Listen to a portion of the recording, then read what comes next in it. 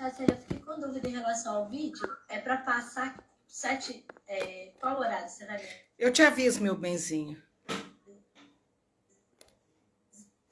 Tá. A Cléia fazem a prece depois que acabar? É.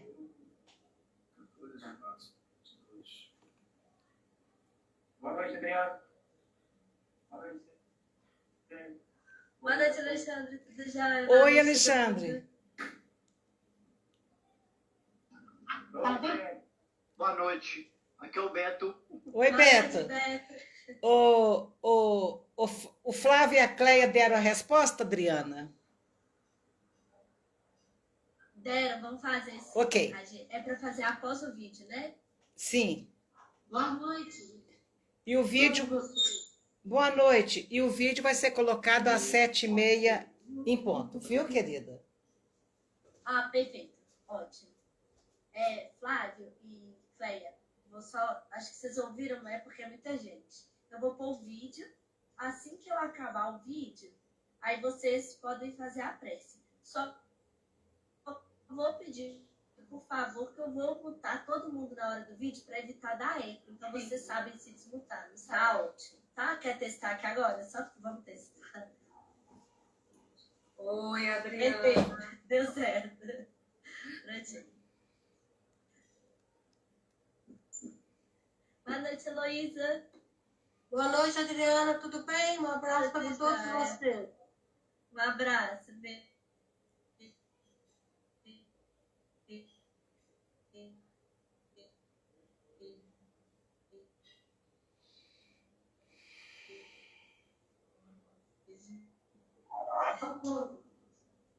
Boa noite, Ana.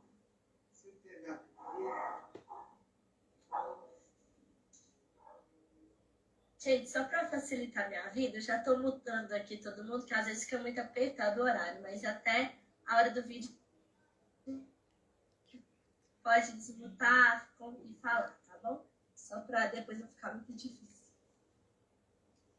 Boa noite, mamãe. Oi, boa noite a todos. Boa noite, mamãe. Boa noite a todo mundo que entrou. Boa noite, Dona Marta e Rose e Cíntia já entraram.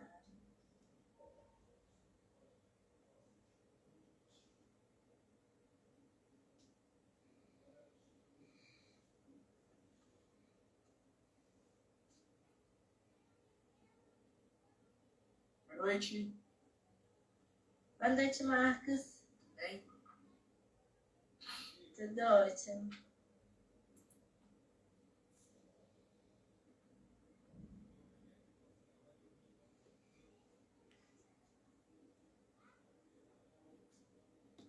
Boa noite, gente. Boa noite, Ana Lúcia. Acho que foi a Ana Lúcia. Boa noite, bem-vindos. E sintam-se recebidos cada um, que agora já está muito difícil de identificar.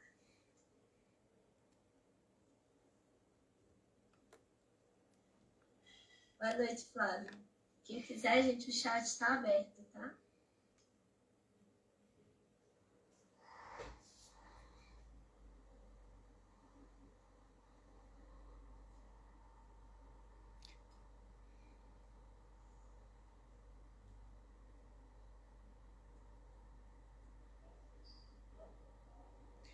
Ô, Adriana, tem 2 pessoas aqui enviando uma solicitação para participar do vídeo ao vivo. No Instagram. Não, elas... Só tá entrando mesmo, Mas né? se aceitar, elas... Não, eu não preciso de aceitar. Eu abri o Instagram, elas vão entrando, se né? vai dividir câmera com elas. Entendi.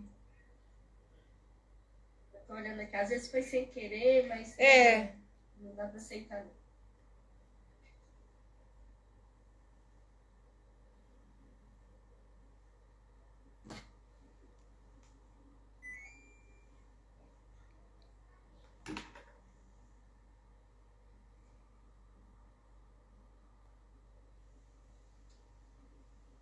Boa noite a todos que estão chegando. Sejam bem-vindos.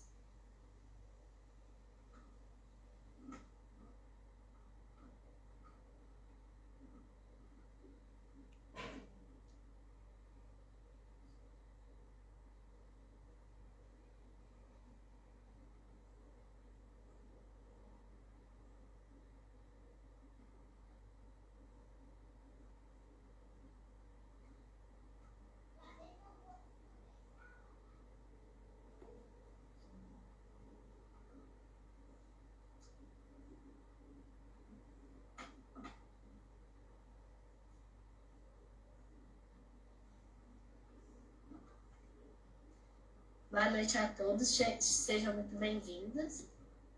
Devido ao horário, já estão todos mutados, que a gente vai passar um vídeo.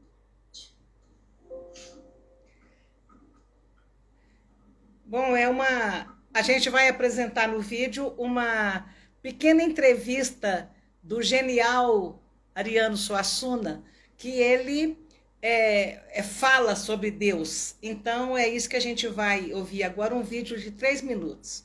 E mais para o meio da nossa reflexão de hoje, a gente vai comentar sobre o poema. Pode colocar, Adri. Vou pôr o link também no chat, se alguém perdeu, quiser ver de novo. Você acredita em Deus? Acredito. Como é isso? Eu não conseguiria conviver com essa visão amarga, dura, atormentada e sangrenta do mundo. Então, ou existe Deus, ou então a vida não tem sentido nenhum. Bastaria a morte tirar qualquer sentido da existência. Né? A gente vir para cá. Olha, o grande poeta popular, Leandro Gomes de Barros, meu conterrâneo, na Paraíba, ele escreveu 3 estrofes, compôs 3 estrofes, 3 sextilhas, que eu acho que resume o problema filosófico mais grave da humanidade. Resolve não, formula, pelo menos. Camus, o grande escritor argelino francês, ele tem um livro que ele começa dizendo: o único problema filosófico realmente sério é o do suicídio.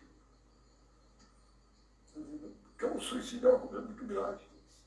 A pessoa avalia o mundo, avalia ele mesmo e acha que não vale a pena. Não é?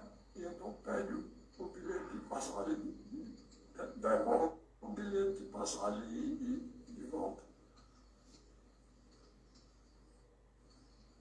Mas, apesar dela frase ser muito bonita, a meu ver estava errado.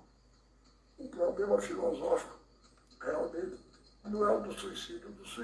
O suicídio é apenas um aspecto do problema mais grave, que é o problema do mal e do sofrimento humano. Então, Leandro Gomes de Barros, a meu ver, formulou muito melhor do que Camus essa pergunta.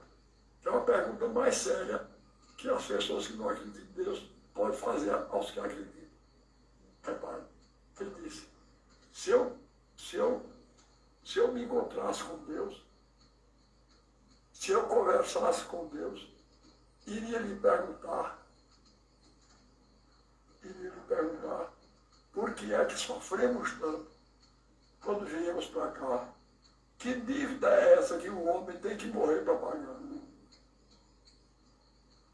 Perguntaria também como é que ele é feito, que não dorme, que não come e assim vive satisfeito. Por que foi que ele não fez a gente do mesmo jeito?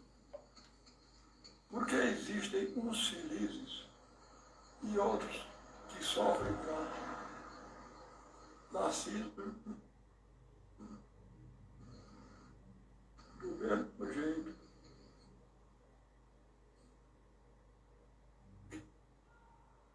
Criado do mesmo canto.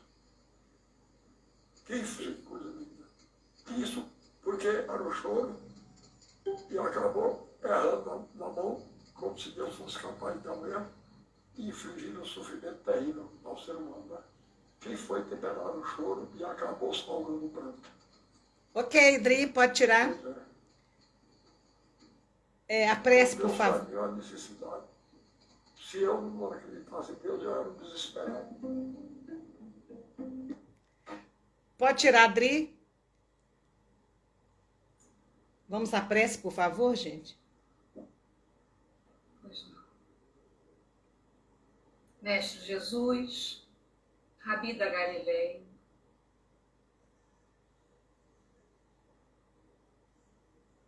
Senhor das nossas vidas, e a todos que aqui estão, incluindo seus familiares, seus queridos, amigos, parentes.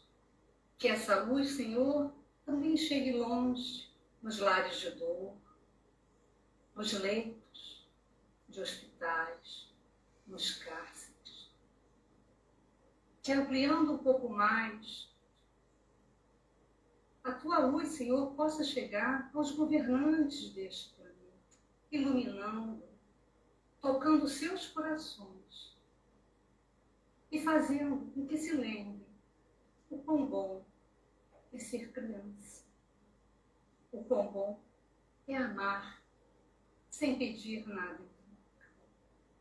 Que possam olhar para o próximo como um ser humano, como um irmão. Agradecemos, Senhor, por essa oportunidade, por estarmos aqui reunidos através de uma mídia, com tantos quilômetros de distância, mas com o coração tão próximo. Agradecemos, Senhor, por todas as dádivas, pelas vibrações de luz e paz que chegam até nós neste momento. Assim seja, Senhor, graças a Deus. Graças a Deus, muito obrigada, Cleia, pela linda prece. Nós realmente conseguimos nos conectar com os planos aí elevados da vida. A gente vai continuar refletindo sobre os tempos atuais, sobre o sinal desses tempos. Porque a cada transformação que a sociedade passa, e passou em todas as épocas, sempre foi marcada por crise. E geralmente a crise era penosa, dolorosa, mas sempre depois da crise seguia-se uma fase de progresso. E foi assim sempre. E nós estamos agora no meio de uma crise que já vai gerar um grande progresso. Essa crise não é geológica, pois o que a gente percebe a agitação é dentro de nós, que Kardec chamou que das entranhas da humanidade que se agitam. E com a agitação das nossas entranhas, causadas pelas crises de agora, por exemplo, a crise da epidemia, que causou tanto adoecimento, tanto físico como psíquico, né? E um enfraquecimento econômico de várias nações, e isso então é uma crise enorme. E a gente percebeu como fruto dessas crises um adoecimento, né? Aqui em Pedro Leopoldo, uma dermatologista comentou conosco a incidência aumentada de herpes zoster, que é uma doença virótica altamente dolorosa, né? Então, muitos casos de herpes.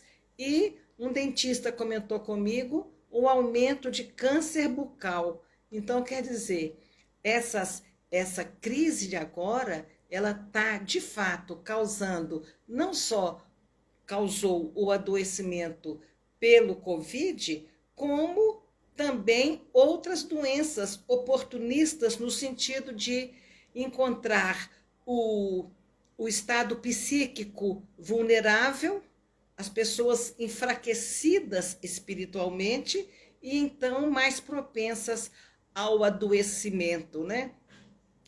Porque nós somos espíritos e o nosso espírito adoecido, ele acaba refletindo no corpo.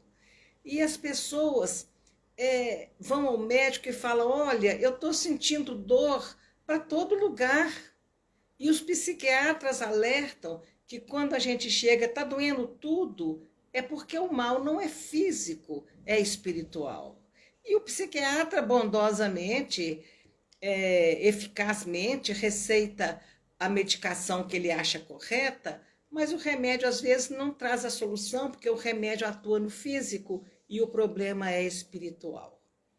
Então, a gente vê que em obras póstumas, quando Kardec se referiu a esses tempos de agora, ele falou que como a destruição que ia ocasionar o progresso, a destruição não fosse caminhar de uma forma suficientemente rápida, nós veríamos vários casos de suicídio se multiplicarem numa proporção que a gente nunca tinha visto, até em crianças. E a loucura também, muitos casos de loucura atingindo um número muito grande de pessoas, né? E o caso de desânimo de pessoas eliminadas do mundo dos vivos pela depressão e pela angústia e pelo desânimo, eliminada do mundo dos vivos e a pessoa continua viva. Ela só perdeu totalmente a sua coragem moral, a sua vontade de lutar. Esse é o quadro de milhares de pessoas. E estes são os verdadeiros sinais dos tempos. E tudo que está acontecendo e vai acontecer vai se cumprir pelo encadeamento das circunstâncias. Tudo na mais perfeita harmonia das leis da natureza, escreveram os espíritos em 27 de abril de 1866, que está tudo certo. É assim mesmo que as coisas iam acontecer. A gente fica achando estranho o termo loucura, né? É um termo forte, quase, fulano é louco, quase politicamente incorreto, né? Mas se a gente ignorar este termo e começar a observar a quantidade de pessoas adoecidas mentalmente, emocionalmente, espiritualmente, que tomam remédio para dormir, por exemplo, a gente ficaria assustado. A quantidade de pessoas dependentes de medicação controlada, a gente ficaria assustado, né? O uso de medicamentos que causam dependência química é gigantesco. E a gente vê crianças medicadas de 7, 8 anos de idade com um único diagnóstico, por exemplo, qualquer problema, é hiperatividade, é transtorno de personalidade contraditória, é o nome atual da rebeldia, né? É o transtorno da personalidade contraditória. Então, os adultos tomam uma pílula para a felicidade, as crianças tomam pílulas para a disciplina. E quando, na verdade, está todo mundo precisando de algo mais para vencer essa ansiedade, essa imensa dificuldade de dormir, para vencer, a alcançar, na verdade, a capacidade de, quando chegar a hora de dormir, conseguir desligar de todas essas atividades tão desgastantes do nosso dia a dia, de todas as nossas preocupações, serenar a mente e dormir. Está todo mundo precisando de dormir bem, faz parte da nossa saúde. E quando a pessoa não dorme bem, ela precisa de envidar todos os esforços para que ela consiga uma boa noite de sono. No item 14 do capítulo 18 de A Gênese, Kardec fala uma coisa muito interessante para os tempos de agora. A humanidade tornou-se adulta, tem novas necessidades, a humanidade tem novas aspirações e todas as pessoas hoje compreendem o vazio das ideias que embalavam essas pessoas. Eu achei muito interessante essa maneira de Kardec escrever. A humanidade é adulta, já não aceita mais aquelas ideias que ela foi embalada. Você embala uma criancinha para dormir, para ficar quieta, né? Então, um alimento intelectual, um alimento das escolas religiosas que foi oferecido à humanidade, era às vezes tão infantil, tão sem lógica, que a humanidade não aceita mais ser embalada nessas teorias, nessas ideias, que não fizeram com que esta humanidade alcançasse a felicidade. Então, Kardec diz que a mediunidade, cansada de ser embalada com ideias infantis, religiosas, ela sacode os cueiros. Adorei. Sacode os cueiros em busca de novos horizontes.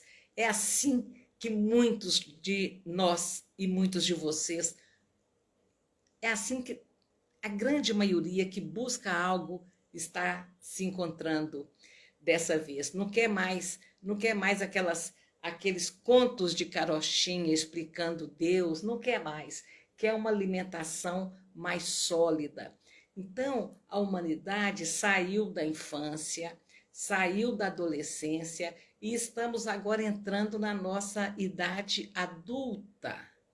E Kardec diz que o leitinho das desilusões já não basta mais, já não satisfaz mais. O alimento intelectual que recebemos não nos alimenta mais. Kardec diz que a razão madura exige alimentos mais substanciosos.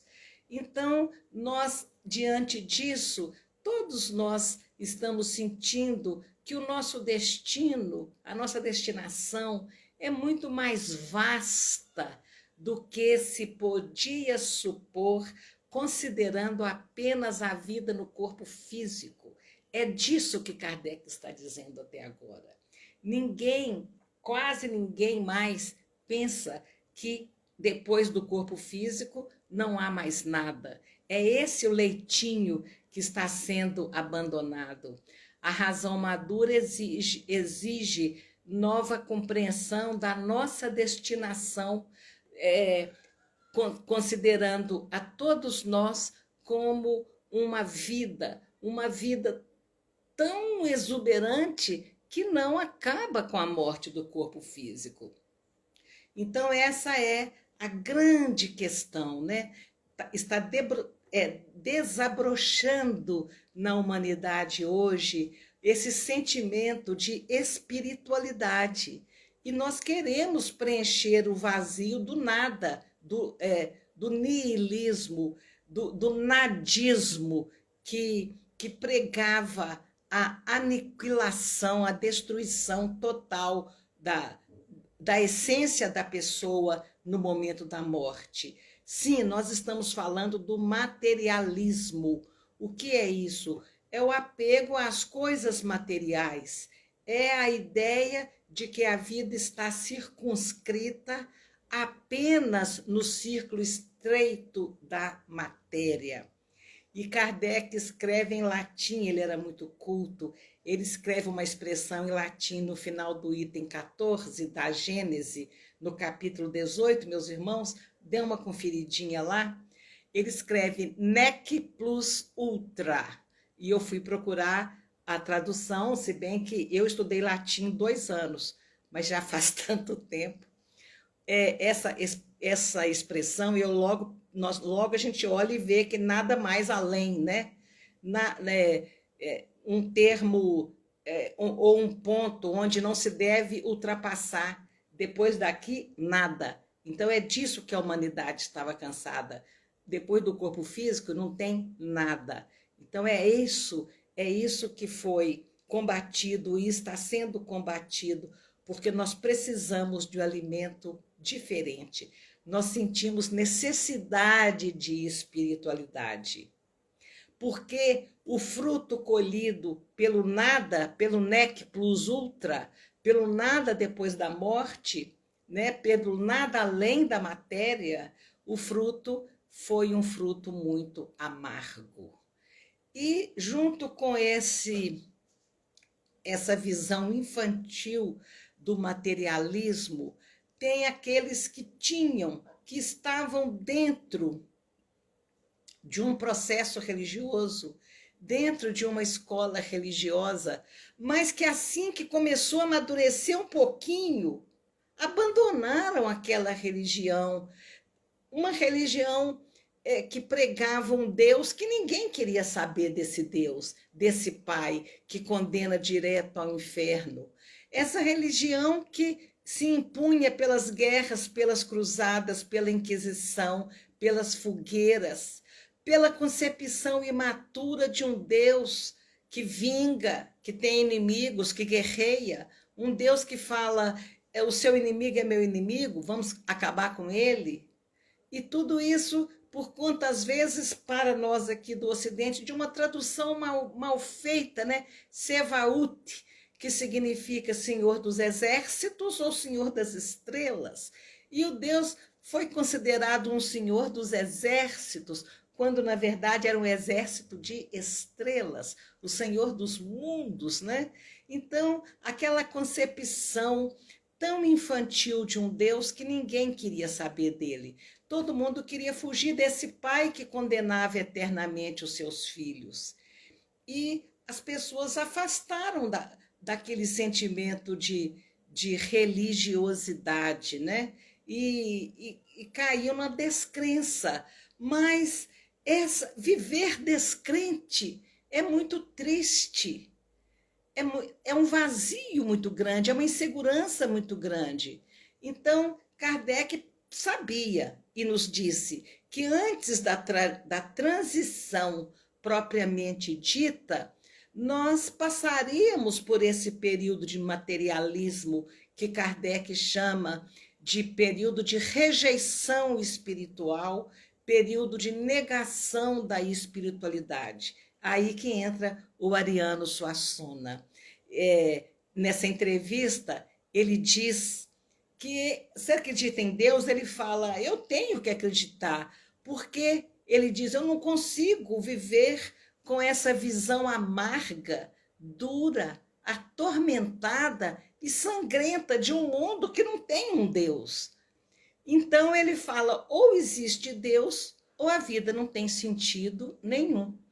E aí ele declama um poema com 3 estrofes, e ele fala assim, de uma cestilha, né? E a gente já estudou isso, né, na época da literatura do 2º grau, e cestilha a gente sabe que são 6 versos, né? 6 estrofes. Não, 6 versos formando uma estrofe. 6 frases, né? Cada linha é um verso. E as 6 frases formam, então, um poema, né? Com essas cestilhas, né? E eles fala do poema do Leandro de Gomes Barros, um paraibano, que ele diz que formula o problema filosófico mais grave da humanidade, que fala da pergunta mais séria que uma pessoa que não consegue compreender Deus ou que não acredita em Deus pode fazer às pessoas que acreditam. Então eu vou repetir o poema sem a beleza do Ariano Suassuna, com certeza, mas é porque o som também falhou.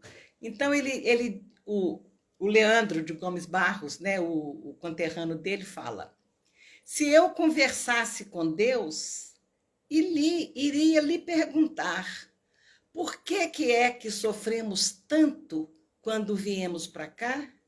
Que dívida é essa que a gente tem que morrer para pagar?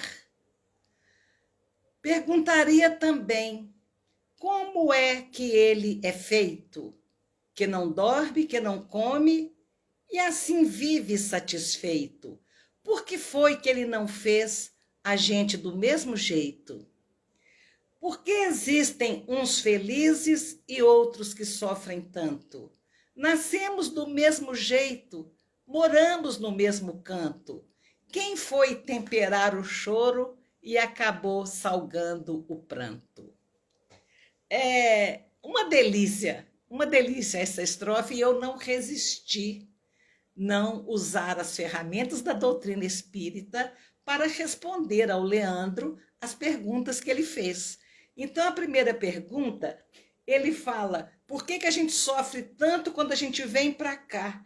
E eu achei incrível a lucidez dele, que não leu, não sei, talvez não tenha lido, a questão 132 de O Livro dos Espíritos, que deixa claro que nós já existíamos antes de nascer aqui.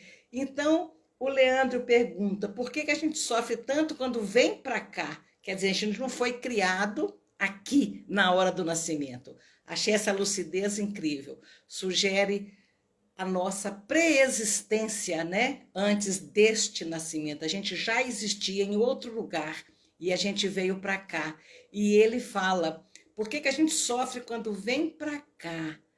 Também muito lógico a pergunta, porque existem mundos onde não há tanto sofrimento.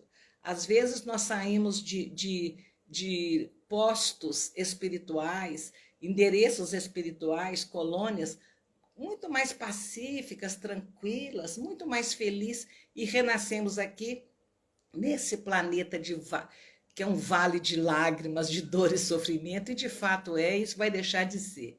Então a pergunta que o Leandro faz é: por que há tanto sofrimento? E a resposta: há muito sofrimento aqui, porque este é um planeta de provas e expiações. E todos os espíritos que ainda necessitamos, nós nos incluímos, de renascer aqui, cada espírito reside em locais apropriados ao seu grau de adiantamento. E no pouco grau de adiantamento que nós nos encontramos, nós ainda precisamos de um planeta de provas e expiações. Então, neste conceito, a doutrina nos revela sobre a classificação dos mundos habitados, né? Algo que varia de acordo com a evolução dos seres que se encontram neste mundo. Então, Kardec faz a pergunta que o Leandro fez, né? Qual o objetivo da encarnação? Por que a gente vem para cá e por que as coisas são tão difíceis? E os espíritos responderam que estamos aqui para que busquemos desenvolver as potencialidades da nossa alma, sendo que uma parte de nós encarna com missão e a outra parte por expiação. Então, sempre há uma grande dose de sofrimento e de dor nessas duas modalidades. Expiar, né? O verbo expiar vem do latim expiare, que significa se livrar de uma determinada culpa ou reparar um erro que cometeu. Eis a origem do sofrimento. Por isso nós sofremos. Estamos aqui resgatando o nosso passado equivocado, com certeza dentro do prisma da reencarnação. Então, este é o conceito dos mundos de provas e expiações, que inclusive é o atual estado do nosso planeta, pois muitos dos espíritos aqui encarnados se veem em condições de lidar com várias dificuldades e várias necessidades, para passar por essas dificuldades e por essas necessidades para que eles possam encontrar a evolução. Então, nós estamos neste mundo que, embora sejam mundos dominados ainda pelo mal, o progresso vai acontecendo. Então, este é um planeta onde o mal é mais dominante do que o bem. E o mal gera dor, e o mal gera sofrimento. E em seguida, a gente poderia completar aí por que a gente tem que nascer e por que a gente tem que morrer, né? Por que a gente tem que morrer? E a resposta está esculpida na sepultura, no dolmen que enfeita a sepultura de Allan Kardec em Paris, no Père Lachaise, que está escrito lá: precisamos, com certeza, nascer, viver, morrer, renascer ainda e progredir sempre, tal é a lei. Então, essa foi a maneira que nós respondemos a primeira pergunta. A segunda pergunta, o Leandro diz: espera aí, o Deus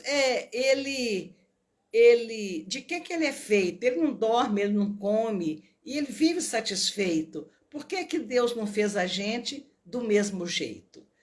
Deus fez. Façamos o homem à nossa imagem e conforme a nossa semelhança, disse o Deus de Moisés e foi anotado em Gênesis, no capítulo 1, versículo 26. Em qual sentido nós somos imagem e semelhança de Deus? Alguns podem pensar que, sendo assim, se nós temos um corpo, então Deus também teria uma forma humana, né? É a teoria do antropoformismo, que seria o Deus com forma humana, homem, né? Então, nós entendemos que a imagem e semelhança dele em nós seria de atributos que ele transfere para nós. Foi um pastor que respondeu isso nas nossas pesquisas.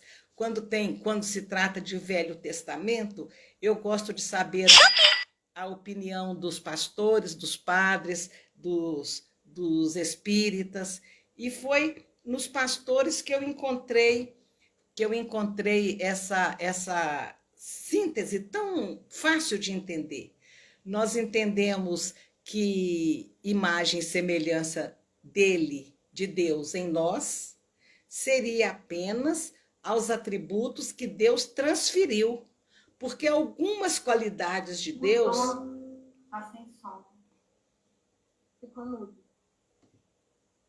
Eu pesquisei, então, de um pastor, e ele dizia sobre a imagem e semelhança de Deus. E alguns atributos de Deus pertencem somente a ele, e alguns ele transfere. Mas existem qualidades que são apenas de Deus. A onipresença, a onipotência. Muda de novo, tia Célia, mostra aí. Existem atributos que são... Meu coisa está mutando sozinho, hein? Existem atributos que são só de Deus, né? Estar em toda parte, ter toda a força, ter o conhecimento de tudo, onisciência, a própria eternidade de Deus, que nós somos imortais, mas nós tivemos princípio e não teremos fim. Mas Deus é eterno, ele não teve princípio e não terá fim. Então, esta é um atributo só dele, a eternidade é só dele. Agora, alguns atributos ele transferiu para nós, a capacidade de amar, o fato de sermos perfectíveis, ele transferiu uma característica da inteligência, a dele é suprema, a nossa é relativa. Ele transferiu resiliência, resignação, criatividade. Esse é um atributo de Deus, a capacidade de criar, que ele transferiu para o homem de uma forma maravilhosa. Haja vista a quantidade de criações no campo da ciência que a humanidade já apresentou, né? Então, o que falta para nós é valorizarmos esta semelhança. O termo imagem, né? Significa sombra, pode ser traduzido como sombra. E uma sombra só existe porque existe algo que projetou essa sombra. Então, se nós somos imagem, se nós somos sombra de Deus, logicamente só pode existir o Deus, né? E as conquistas da ciência, o avanço da tecnologia, a cada dia a gente surpreende mais e nos leva a nos orgulharmos da espécie humana, né? Até onde a criatividade pode nos levar, até onde a engenhosidade humana, né? As células-tronco, as novas vacinas, a possibilidade de viajar pelo infinito, as descobertas dos enormes tesouros da vida no interior da Terra ou no mais profundo dos oceanos. Então, como é que o homem pode tanto, né? Como é que ele pôde tanto? Porque Deus, infinito em suas qualidades, nos transferiu essa qualidade da criatividade. Mas Deus é único e eterno. Então, a inferioridade das faculdades no homem, nós temos a inteligência ainda inferior e não conseguimos compreender a natureza íntima de Deus. Na infância da humanidade, o homem muitas vezes confundiu a criatura, cujas imperfeições faz parte nossa, com o Criador.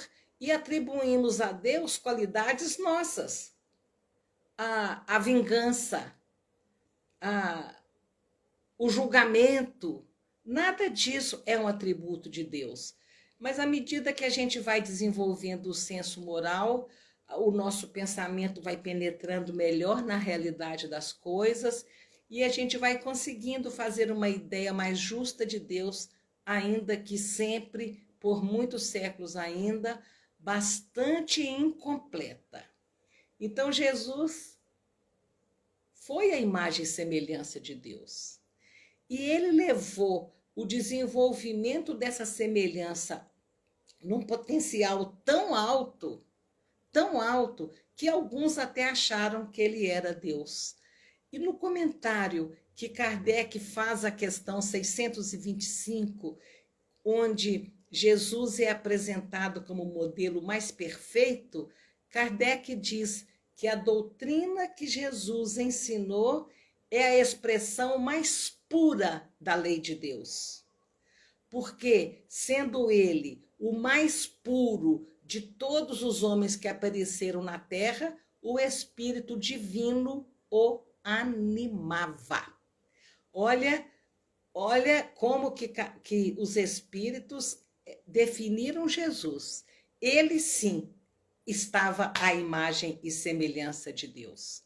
Ele, sim, desenvolveu esse potencial ao máximo.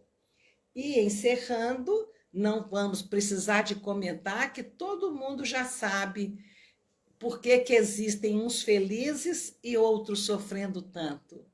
Por que nós nascemos se nós nascemos do mesmo jeito, por que cada um chora um tanto, né? E quem foi que foi temperar o choro e acabou salgando o pranto? Quer dizer, quando o sofrimento foi distribuído na terra, quem foi que errou a mão e distribuiu tanto sofrimento para uns e pouco para outros? E essa resposta aí está na cara, é a lei de reencarnação, onde cada um vem para a terra colher o seu plantio equivocado. Essa é a terceira resposta. Depois vocês deem uma olhadinha nesse poema, porque vale a pena vocês também fazer as comparações com o que a doutrina pode nos ensinar, respondendo isso que o grande genial Ariano Suassuna diz da questão filosófica mais importante de todos os tempos, né? O problema filosófico mais grave da humanidade é: cadê Deus diante de tanto sofrimento, diante das guerras, diante da dor, da epidemia, das avalanches? Cadê Deus? Nós sabemos onde Ele está. Que Ele nos abençoe hoje e sempre. E vamos ouvir agora a prece da Marta, e eu vou contar para vocês. Eu tive na casa da Marta hoje à tarde e estava lá a mesinha de lanche já preparada para a Cíntia, para a Rose e para a Lourdinha, que também está lá. Então, se algum dia vocês não virem esse meu cenário, é porque eu fui também para lá, para a casa de Marta, viu? Marta, faça a prece por nós.